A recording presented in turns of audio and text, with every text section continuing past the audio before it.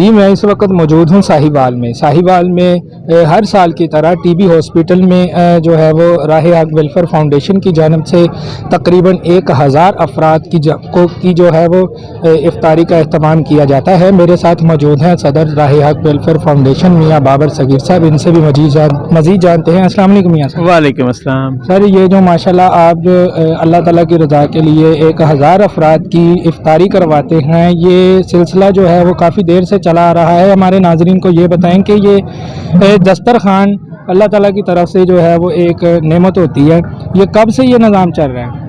الحمدللہ جی، ہمیں تقریباً 10 سال ہو گئے ہیں۔ ہم یہاں پہ جو 1000 افراد کا جو انتظام ہے وہ روزانہ کرتے ہیں، اور اس میں میرے والد صاحب چودھری محمد صغیر انجم اور میں میاں بابر صغیر، ہم یہاں پہ روزانہ موجود ہوتے ہیں۔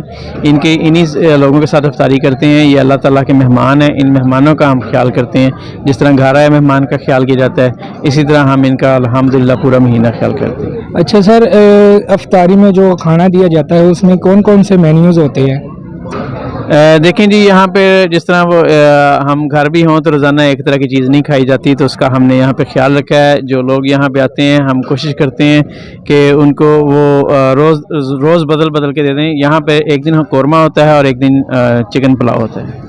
جی، تو ماشاءاللہ دیکھنے میں آ رہا ہے کہ یہاں پر فروٹس بھی رکھے گئے ہیں، جامع شیری ہے، ماشاءاللہ بہت ہی اچھا نظام ہے۔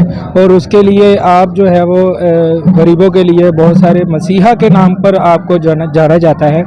آپ اس کے علاوہ کیا جو آپ کے فلاحی کام جو ہیں وہ؟